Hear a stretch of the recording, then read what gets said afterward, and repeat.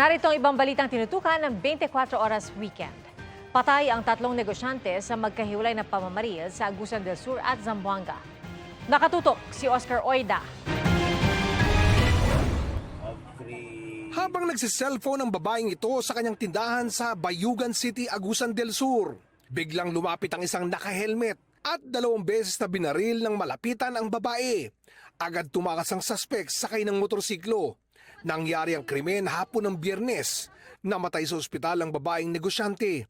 Inaalam pa ang pagkakakilanlan ng suspect na tinutugis pa rin. Sa Zamboanga City, pinagbabaril ang isang Lebanese national at kanyang Pilipinang misis ng 2 lalaking kausap nila sa loob ng computer shop ng mag-asawa noong Biyernes ng umaga. Kinuha ng mga suspect ang mga pera sa mesa bago tumakas. Ayon sa pulisya, dead on arrival sa ospital ang mag-asawa. Robbery ang isa sa tinitingnang motibo sa krimeng patuloy na sinisiyasat. Tinutugis sa mga suspect at may 500,000 pisong pabuya ang alkalde kapalit ng impormasyong ikadarakip nila. Oscar Oida, Nakatutok, 24 Oras. Pinagsasaksak dahil umano sa katatalak, yan po ang sinapit ng isang babae sa kamay ng kanyang kinakasama sa Cebu. At sa Iloilo naman, 3 ang patay sa pananaksak at pamamaril. Nadamay ang tanod na umawat sa away. Nakatutok si JP Soriano.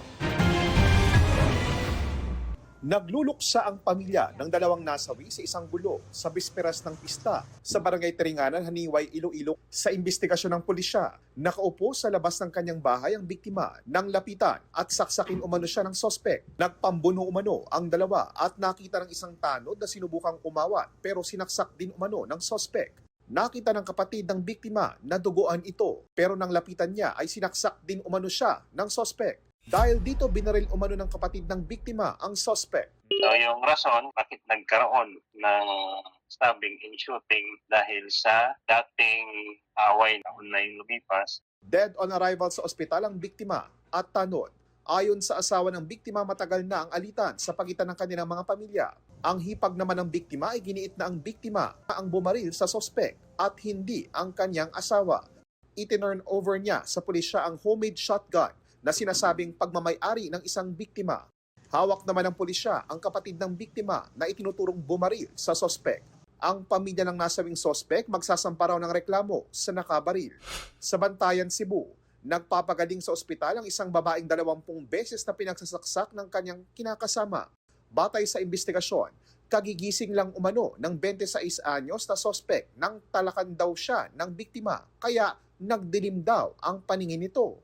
Nakapiit at naharap sa kasong frustrated murder ang suspect na ayon sa pulisya ay nagsisisi raw sa kanyang nagawa. Sa Kalinog, Iloilo, patay ang isang barangay tanod na pinagtulungang saksakin nang hindi bababa sa 3 lalaki. Sugatan din sa pananaksak ang 3 pinsan ng biktima. Batay sa investigasyon, papuntang sayawan sa pista ang mga biktima ng tambangan ng mga suspect. Yung lugar buwan man na madulobra, wala sang street light. Tapos yung bantayan nila ini ang siyak na grupo nga nagapakanto sa Belia. Tukoy na ng pulisya ang isa sa mga sospek. Inaalam pa ang pagkakakilanlan ng iba pang mga sangko, tapawang mga kaanak din umano niya. Kalasingan at galit ang tinitignang motibo ng pulisya. JP Soriano, Nakatutok, 24 Oras. Bistado sa piitan sa Aklan ang tangkang pagpuslit na iligal na droga na itinago sa tangkay ng kangkong. Nakatutok si Jamie Santos. Naharang ang 17 anyos na lalaking ito sa BJMP facility sa Kalibo, Aklan. Sa dala niya kasing mga pansahog sa sinigang na ibibigay raw sa isang PDL na bistong nakatago sa mga tangkay ng kangkong ang 3 gramo ng hinihinalang shabu. Iniimbestigahan ng PDL na tatanggap sana ng mga sahog. If it can be established nga nag-drive or siya mismo ang nag-request for the entry of that illegal drugs, may appropriate nga liability that will be imposed against him. Nasamsam ng Bureau of Customs sa Port of Clark ang mahigit 3 milyong pisong halaga ng ketamine sa shipment na idineklarang solar cables mula Netherlands at nakatagdang ipadala sa Pasig. Naglabas ng warrant of seizure and detention ang mga otoridad laban sa shipment. Sa Kalasyaw, Pangasinan, arestado sa buy-bust operation ang isang lalaking nagbebenta ng hinihinalang shabu.